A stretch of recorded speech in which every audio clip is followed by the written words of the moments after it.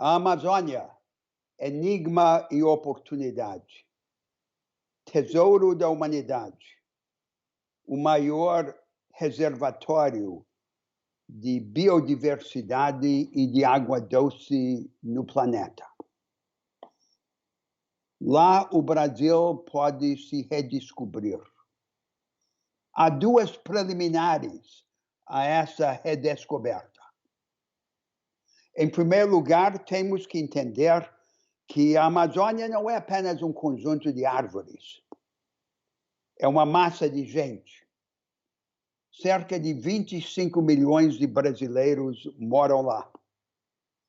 O nosso ambientalismo não pode ser como o ambientalismo dos países ricos do Atlântico Norte. Lá eles se desencantaram da ideia das alternativas e procuram na natureza um refúgio contra esse desencanto.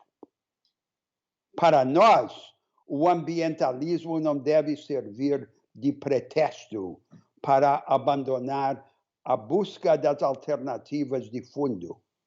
Deve servir como convite para reinventar essa busca em nova forma.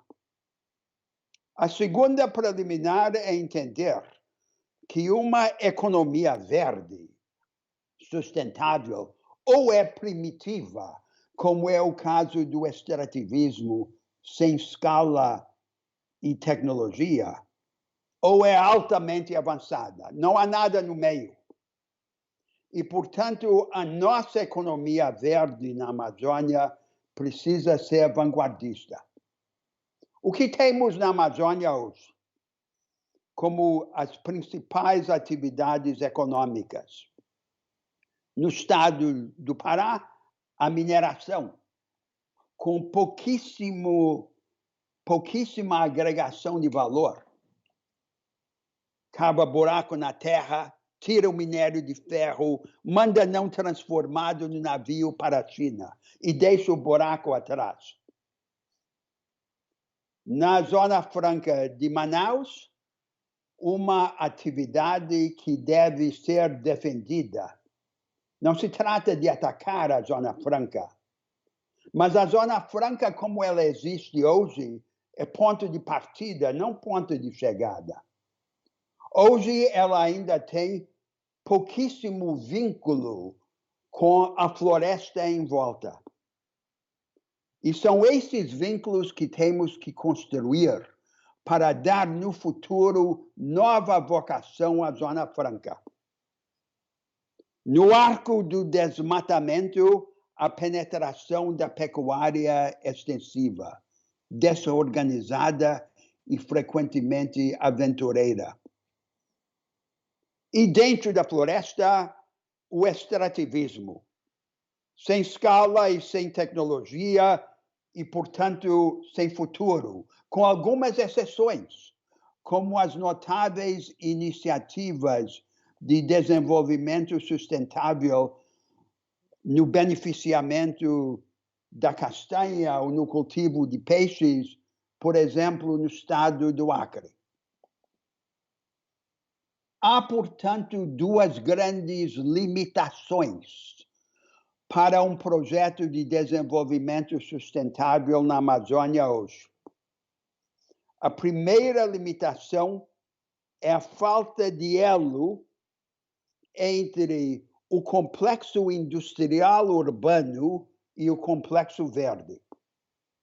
E a segunda limitação é a falta de complementaridade entre a legislação ambiental e o projeto da produção sustentável. É como se a legislação ambiental necessária e benfazeja tivesse um sentido apenas punitivo.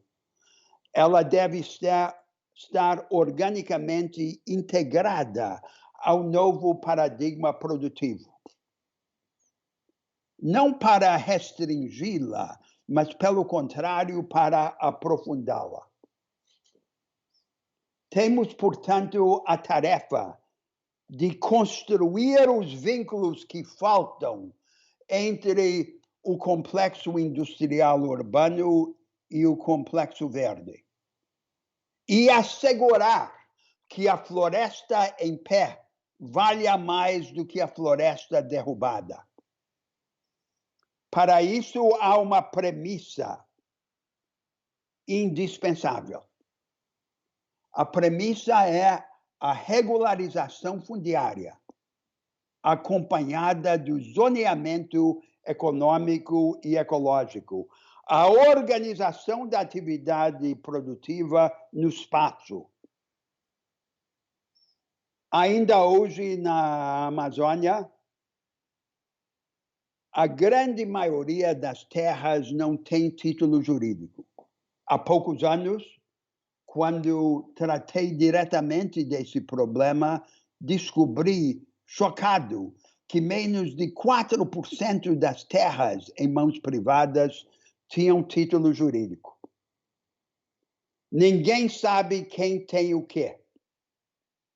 E onde existe o caos fundiário, a pilhagem é mais atraente do que quer a produção, quer a preservação.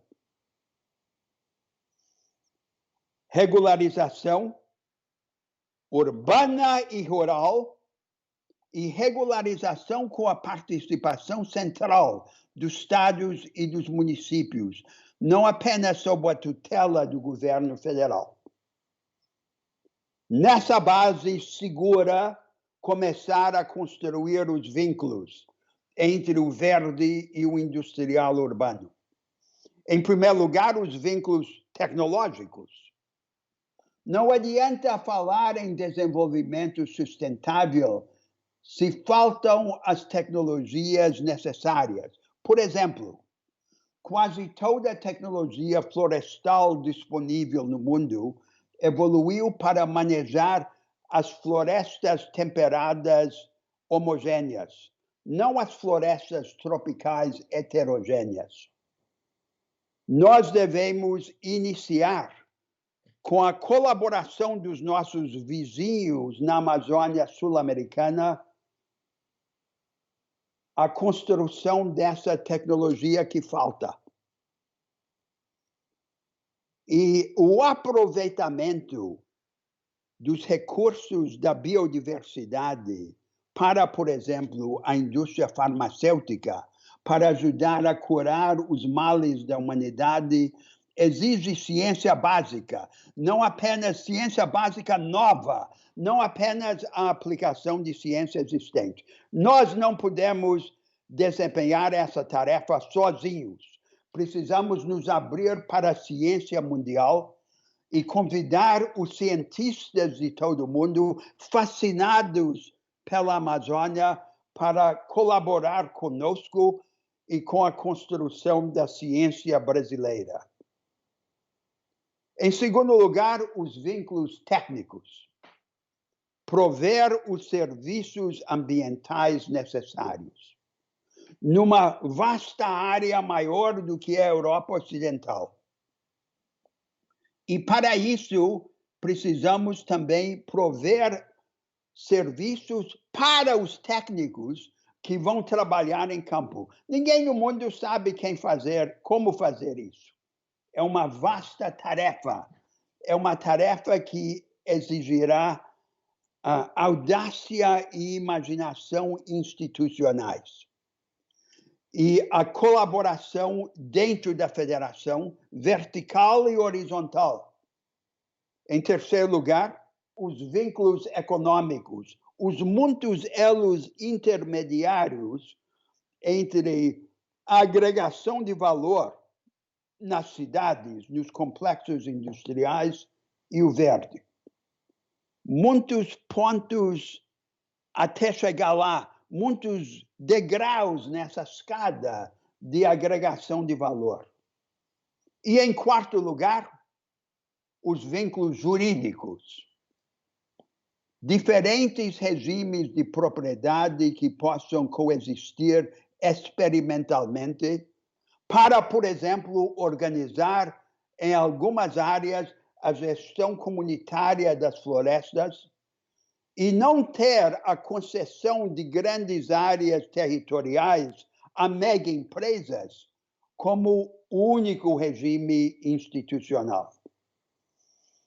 Essa é a tarefa que pode entusiasmar o Brasil e nos permitir andar na frente, transformando o nosso tesouro da Amazônia num instrumento de libertação da humanidade. Estamos no Brasil acostumados a copiar, mas na Amazônia a realidade nos obriga a inventar. E esta invenção será uma das bases da grandeza do Brasil.